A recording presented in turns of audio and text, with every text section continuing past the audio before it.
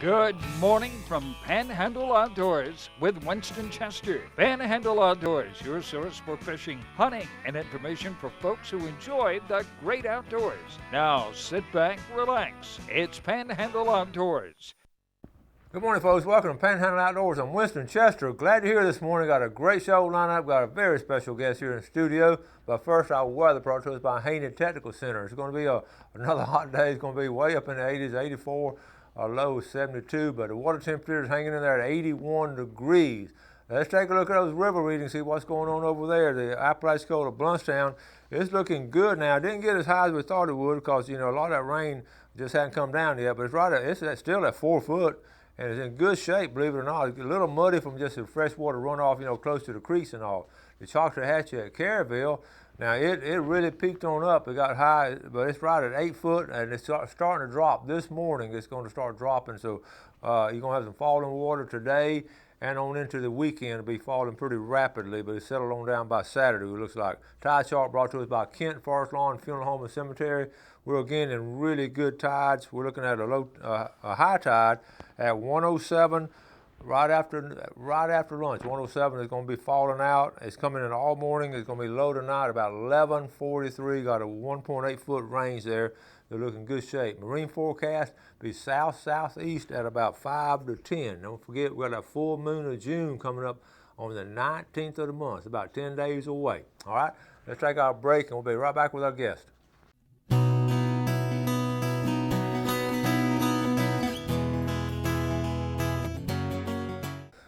Welcome back and welcome to a familiar face, Captain Roy Ray. Good to see you, Coach. Good morning. It's good to have you back on. Good. Well, it's good. I say it's good to be here. It's good. I have been enjoying my vacation off, but it's good to come back. Yeah. You're doing a good job, by the way, on the show. Well, listen, we're going to square things up at the very beginning. This is the man that we blame for getting me started in this mess right here. Well, Captain Roy, he's the one that actually gave me the opportunity. He had called me up when he had a show. That was, what, 10 years ago? Wow. It was a good while back. It was in July. July the 1st, I took the job temporarily. Temporarily? And 5.5 years later, I got rid of it. But I ran it until the first of the year, and I was going to get off. And yeah. Winston and I have been good friends for a long time, and the station wanted the show to stay on, and I went and talked with you, Winston. You said you would come on and co-host it, and so we ran it 5 more years, as I remember.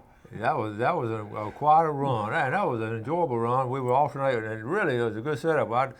I'd do Monday, Wednesday, you'd have Tuesday and Thursday, and then the Friday we'd do Friday together, the fishing report, and it turned out really well. Yeah, that gave us time to get and do other things. Yeah, You come down here every morning at 5 o'clock, and it gets old. Yeah. But I did enjoy it too. Well, I'll always be grateful for they gave me this opportunity.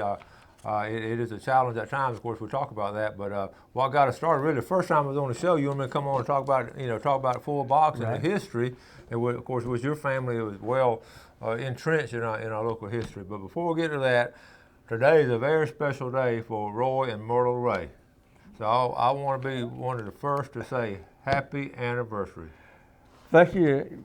And this is our 60th. We've been together 60 years. Wow. She's been putting up with me, and I thank the Lord for it. Well, Miss Myrtle's here in the studio. She's back here behind the camera, and it's just a wonderful. I'm so glad we didn't time it this way, but I'm so glad to have known y'all this long, and for this, what a great marriage, and tell the folks about the kids and all. You got kids scattered and. Wow. Yeah, our family has grown.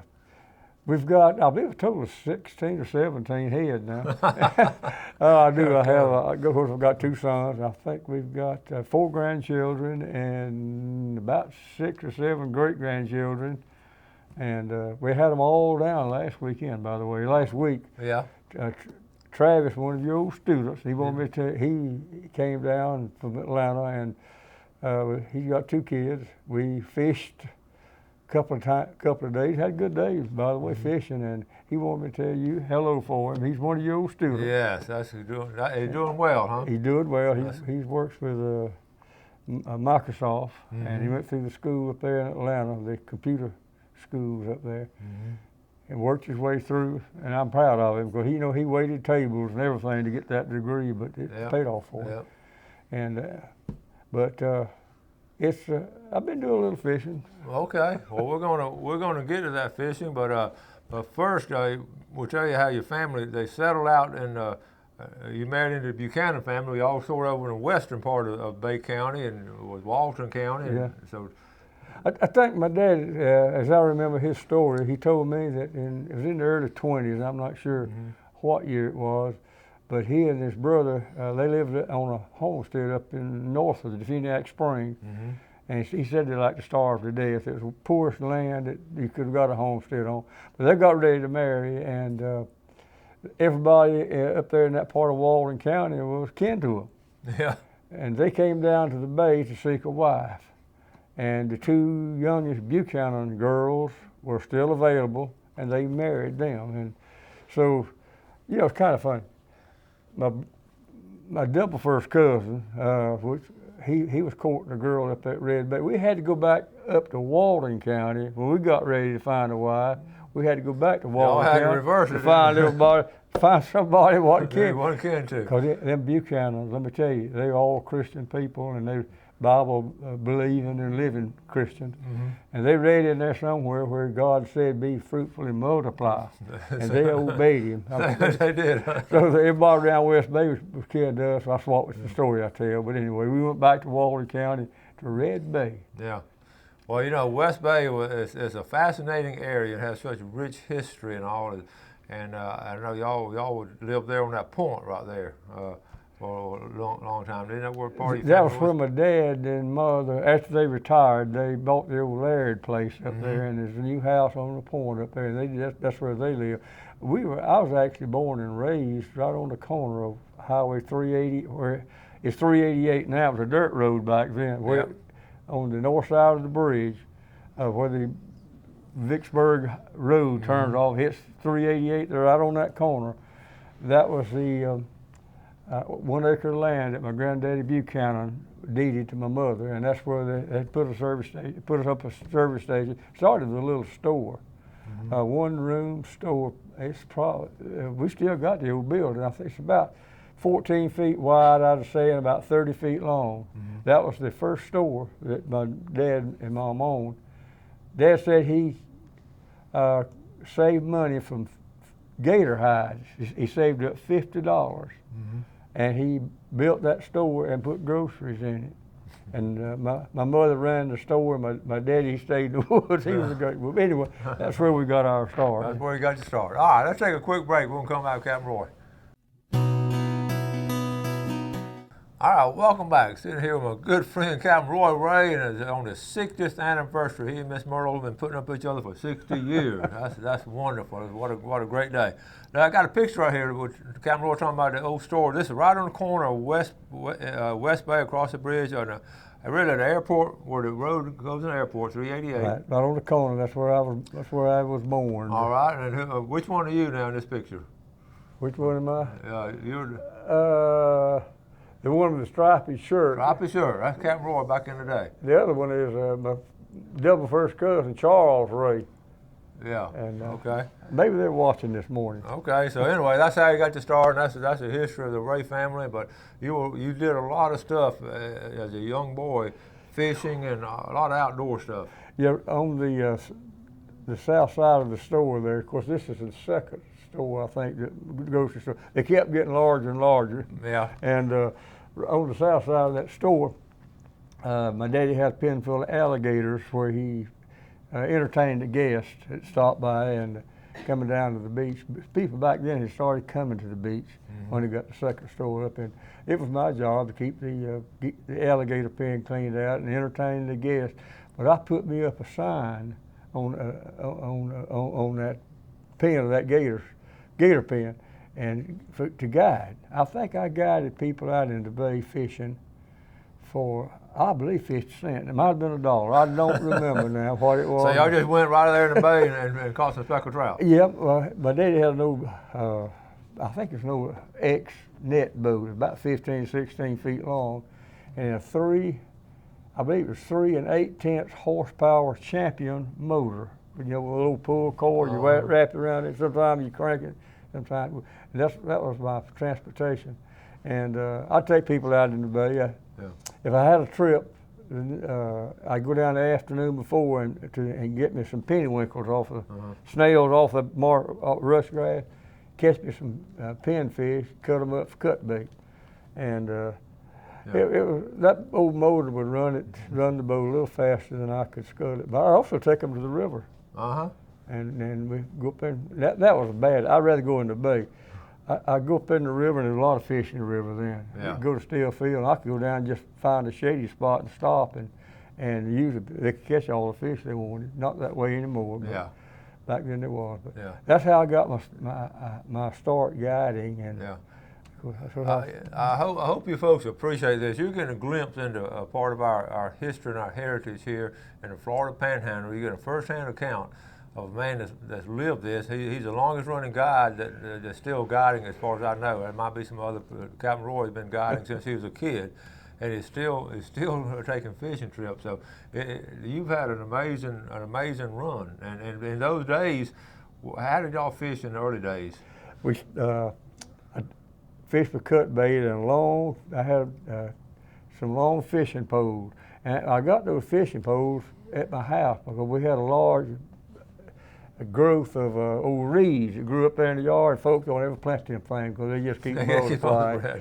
But I had some long poles that I cut probably 14, 15 feet long. And we fished and put a line on it. And back then, all the line was braided line, I guess you call it. You didn't have any nylon line. It started off braided. Braided nothing new. It was And we put a big cork on it. Just a big old round cork on it. And put the cut bait on there with a number 2 hook, throw it out there, and you pop the cork and make it look like a fish was striking. And that was the way we catch it. You know, and my dad, I think that's how he picked up on the raised spec rigs that I later started making. And he fished it under a little clear float. He found bell tackle. He saw those floats down at bell tackle and got some of them. And he started fishing the jig. By the way, it was made by Mr. Louis Spinks, the little jig was originally. Right, I remember that, And he used it Louis made that jig to use a trailer behind a lure trolling speckled trout. And my dad started fishing under that float. I think that started float fishing. I didn't. He was the first one that I knew. You know, when I did all my research and all, it all started with you and your dad. You know, put with that little right behind you. Y'all the first one that ever did. And I retired from Bell South. I've been retired 31 years. Goodness gracious. Congratulate you, Winston. And I did 30 years with Bell South. I retired. And I started making that jig myself. I finally learned how to make it, and it was a raised spec rig, if you remember. In fact, I had to make some more here right now. Are you making some more? Good. For myself. Oh, okay. I made some for a boat captain. It brought me some fish. He brought me 3 weeks in a row. I think he brought me a big black grouper, and he's trying to get me to make him some of those jigs. That's a good trade out right there now. Heck. So well, I'm glad to know you're still making some. Some. You don't want people jumping at it. And believe it or not, Kenny Ray fishes them, and I use fishing grubs or something. And I have to say, he catches more fish on it than I do. I believe that. But I don't want to make any more, so I don't want to wear them out. I got a little collection of local guys. I got Captain Roy stuff, I got Chuck Carr stuff, and a couple others. And it's very special to me. It's still in the package. But now you're doing a radio report. That is the only thing I do publicly anymore. Is I do a morning fishing report on News Talk Radio. That's 1430 a.m. And I try to call around, and I don't do a whole lot of fishing myself, but I've been taking some people fishing and some of my friends, and try to keep it current. And it's 14:30 a.m. and it's the same show airs at 7:30 and 11:30 every day, Monday through Friday, 14:30 a.m. Well, that's good to know, because when you're getting a report, and it's hard to get. A lot of times you just get a general report of what's going on, but Captain Roy, he's there on the spot, and he gets first-hand information, and that's at what time now? 7:30 and 11:30. 7:30 and 11:30, and you call it in, and it's fresh report. Yeah. That's good. That's good. Now, are you still? Let's see. Let's go ahead. We got a good point out. Let's take our final break. We'll come back for our final segment with Captain Roy. All right, welcome back. Today with Captain Roy Ray, talking about all kinds of things, the history and heritage, and the longest running fishing guide, for long, that I can remember. But what a great pleasure it is to have him. He's the one who got me started in television, so you can blame him when we get up in the morning and see all this mess I have out here. Real quick, let's do our fishing game time, brought to us by Barron's Shrimp Marinade Sauce. The time this morning, 4:37 and 6:37, and this evening, 5:01 to 7:01. And let's quickly go into this picture right here, Captain Roy. This picture was in the book. And tell us, you don't catch, people just don't catch these all the time anymore, do they? They're hard to find right now. When I started guiding, in the late 80s, early 90s, and after I got through catfishing school, and the fish that I caught was all fish with raised speck rig when I started making it. And I would average catching a 5-pound speckled trout every trip. Yeah. And sometimes I catch 2, 3 in a redfish. No, your large speckled trout right now that you catch is going to be probably around 20, 21 inches, about a 2, 3 pound speckled trout now, and most of those are south trout, and I recommend people put them back. I was going to say that you're one of the first guys around here, first person around here that talked about releasing those big female trout, how important it was. And a lot of people, I know y'all always released them, or you got your customers to release them. But y'all were doing it a long time ago. Now a lot of other guys are doing it, and that's good. Well, we didn't realize back then what we were doing. Yeah, sure. We could catch the limit and speckled trout and redfish, and didn't think anything about it. But we found out what we did to ourselves. If you kill off all the players, you got to stop the game. That's right. It gets slow. Now, recently, this year, I have found a few speckled trout that was, I don't know, about 16, 17, maybe one or two that's 18 inches long, and not lots of them. Now, you won't go out there and load the boat, but red fishing so far this year has been a little better than it was last year. Good. On the flats. Now, I just fished the flats, and but there's a lot of rat reds. John Farr and I went one morning, and we went 3 mornings when he came down here from Anderson, South Carolina, just to go fishing with me. We fished 3 days, and the last day we found the fish really more than we did the first 2.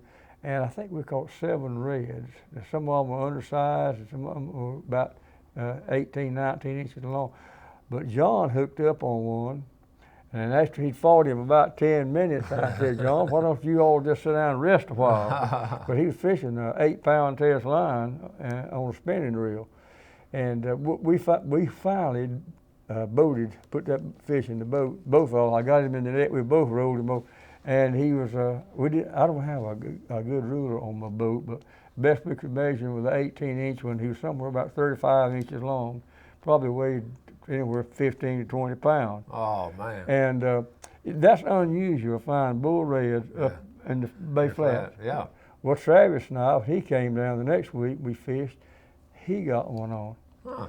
And I think we got a couple, 3 of them on. He finally put one of them in the boat. He told me, he said, Granddaddy, I'd drive back from Atlanta just to catch a fish like that. That's the thrill. That was over 30 inches. And wow. That's large. And like I say, unusual to find them out in the Bay Flats. Did you take some pictures of it? Or yeah, I've got some pictures. Tell Travis to send a picture. We'll put it on the show. Okay, I'll get you the pictures and we can show it. And you catch those big reds. The only place I know you catch them is Tyndall Bridge or out at the jetty or something. It's not unusual to catch one, but that's a fight with a spinning reel with 8-pound test line on it. Doggone right. I know it is. How have y'all been fishing? Is it top water or no? If I've got, I don't let my speck rig get out to my friend that comes down to go fishing. We'll fish with different baits. I still fishing DOA baits. In fact, they still furnish me Good. Furnished me. That's furnished been me around a bait. while, that DOA has. Yeah, It's and good. they furnish the bait because they know I'm gonna go Mm-hmm. fishing, and that's kind of an advertisement for them. That's mostly what I fish is jigs, and the different kinds. My favorite is the Arkansas glow tail jig. They call it a glow, and they're 4 inches, 3-inch jigs, I believe, and that's mostly what I fish, Winston. Okay.